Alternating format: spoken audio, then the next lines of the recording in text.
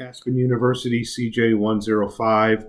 My name's Andre Rosedale. I'm the instructor for this course, which is titled Technology and Criminal Justice. This is Module 7, Discussion Question 2, which reads, describe the problems associated with increasing numbers of inmates and the technology available to prison officials to use to keep the institution, inmates, staff, and visitors safe. What should be done?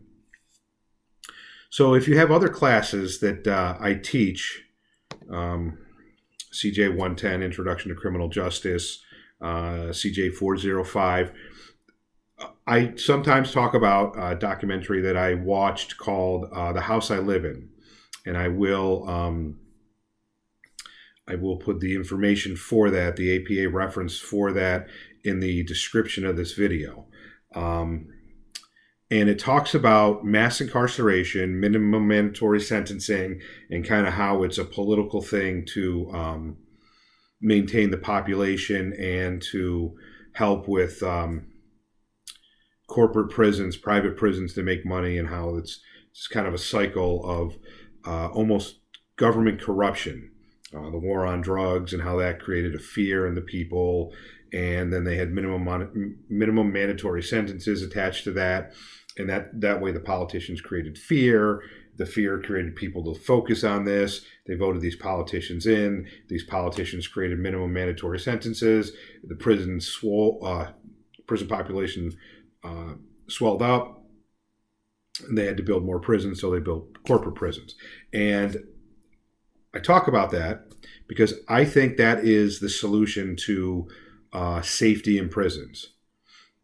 Lower the prison inmate population by getting rid of minimum mandatory sentences and nonviolent crimes, and put them back on the street, put them in programs that can help, rehabilitation programs rather than punitive programs, community policing as opposed to electronic monitoring, programs that force them to do better for themselves. Maybe with community service, you also have some kind of educational benefit with that as well. That is my solution to safety and security for inmates, corrections officers, staff, that kind of thing. I would like to know what you think. Please make sure you put in a good APA reference, even if it's just the textbook. And I suggest, this is CJ105, I suggest that you watch this movie. I'm not going to ask you any questions about it, but it will give you a different perspective. I've been a law enforcement officer for 21 years at the time I record this.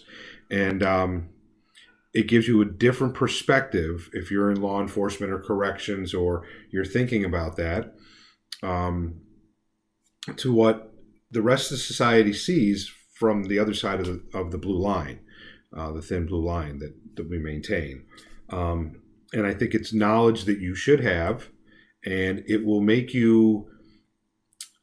you the ability to talk about counterpoints, whether you agree with them or not, but you can examine these different counterpoints, and it will help you in future papers and future discussion posts, in classes, and in business meetings, department meetings, safety meetings, that kind of thing, when developing policy and procedure for your agency.